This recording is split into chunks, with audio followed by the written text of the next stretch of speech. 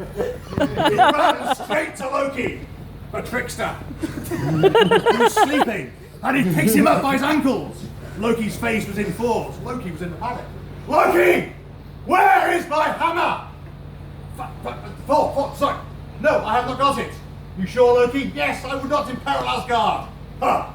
Says Thor, letting go of Loki, who fell to the floor with a crash. Loki, being quick-witted, realised immediately the seriousness of the situation. Thor's in a rage. Thor, says Loki, calm down, let us think. No, scrub that, let me think. Loki thought, I know who's got your hammer. Thor, it's the giants. They know without your hammer to defend Bifrost, they can march into Asgard and destroy us. We must go to the land of the giants. Very well, says Thor, we must go to Freya, who has the falcon feathers. So Thor and Loki went to Freya and told her that the hammer was missing and asked to borrow the falcon feathers. Freya immediately agreed. So Loki, in a master shape changer, took the falcon feathers, donned them, and became a falcon and flew to Jotunheim, the land of the giants.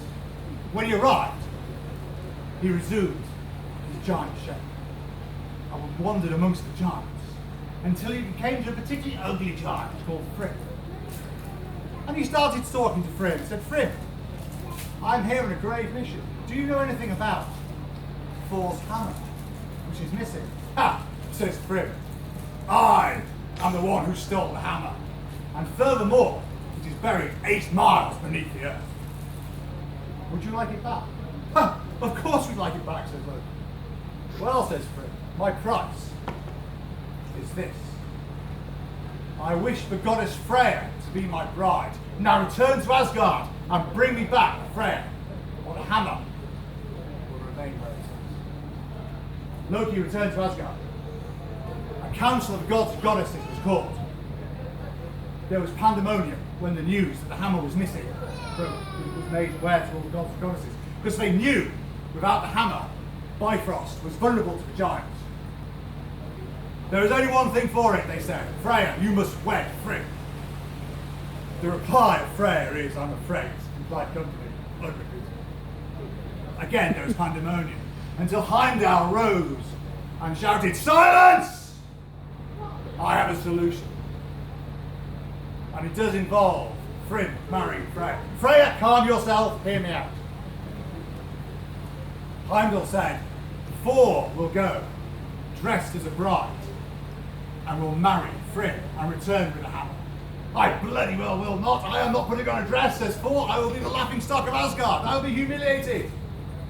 Loki pointed out to Thor that without the hammer, the giants could come and take over Asgard. Reluctantly, Thor agreed. Now Loki at this point seemed very, very pleased and agreed to be a handmaid, and delighted in dressing Thor in a beautiful white gown with beautiful flowers. They asked Freya for the wrestling to complete the outfit, but again Freya told them. The final touch was a veil which went down over Thor's face. So dressed all in white and resplendent as a bride, Thor stood in his chariot, and with Loki they went to the giants. When they arrived, Frigg was delighted and exclaimed, the gods of Asgard have sent me my just deserts, the lovely goddess Freya. Let the feast commence. So, the feast commenced. Frigg was thinking of the delights that would come his way in only a short time, and was paying much attention to his bride until he suddenly noticed that she had consumed 2 whole boars, 8 salmon, and all the dainties they prepared for the ladies, as well as 2 flasks of meat. Loki, Grim said, I've never known a maid with such an appetite. Quick thinking, Loki said, Frigg, that is because as soon as Freya heard she was to be your bride, she became lovesick and could not eat. That is why she's eating so much today, to get her strength ready for the pleasure she will give you tonight. Frigg, overcome with lust, accepted this. I must kiss the bride now, and went to lift the veil. No, said Loki, but it was too late. Frigg had lifted the veil. eyes pierced into his very skull. He dropped the veil. Loki, he said, I've never known a man. Quick as a flash, Loki said, because she could not sleep. Because she could not eat, she could not sleep. Because she is lovesick with desire for you. That is why she stares so hard. Thrym could contain his lust no longer. The marriage must commence immediately, he said. Bring the hammer! Thrym sat there thinking of the pleasure he would have with Freya following the ceremony. And placed the hammer in her lap. At which point Thor picks up the hammer.